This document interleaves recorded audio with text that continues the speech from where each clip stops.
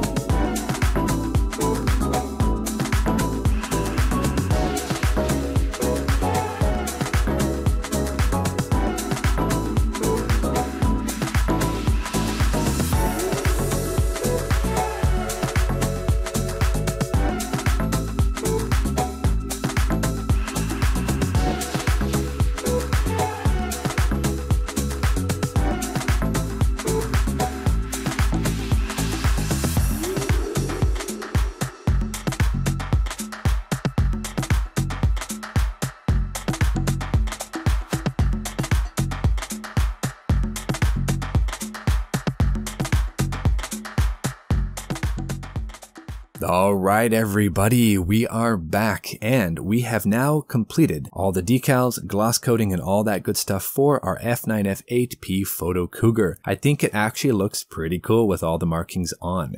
Now, the decals went on all right. I didn't have too many issues with them, but I did have one little small issue that I want to go ahead and talk a little bit about. Now, the trouble is here when I was working on the no-step markings, I actually have two that are missing out of the kit. Now, this one wing, I was able to go ahead and do all of them as they're marked in the instructions. But on this wing, I was only able to get the center 4. The outer 2, they weren't even in the decal sheet. So I had to actually go to my second Kitty Hawk Cougar kit that I have in the stash and go ahead and source these two decals. I just wanted it as complete as possible. Now they also give you the same no-step markings, but in white. That's for the gloss sea blue version. And you can see they're right here. But the problem is they again only give you 10. They give you 10 of the black ones and 10 of the white ones. You actually need 12 to make all of these stencils work out. Now that's not the only issue that I had. I also noticed that we're missing a couple of stencils that you see on most of the reference photos that I have. For example, you'll see these two white stencils up here on the blue section of the stars and bars. I had to go ahead and add those, and then I have a couple of other stencils here and there. I have some black stencils on the other side, a little bit of extra right around the nose opening and around the photo equipment. So just didn't have enough,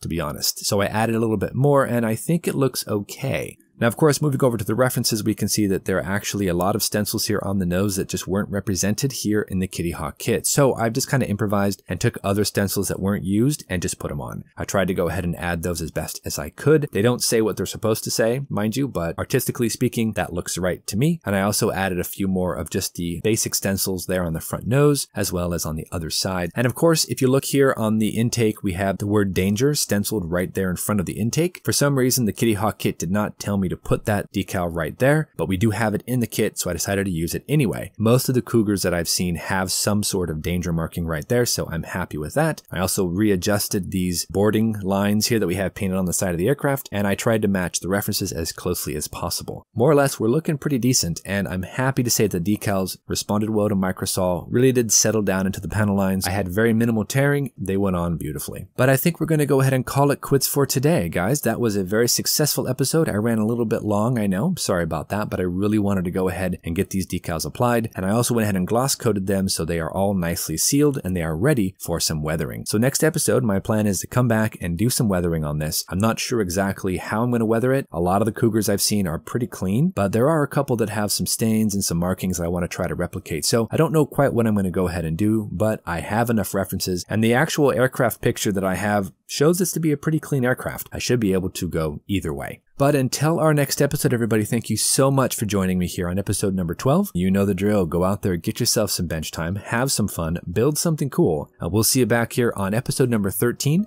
for the F9F-8P Photo Cougar and the Recon Group Build. Thanks so much for watching, guys. We'll see you soon.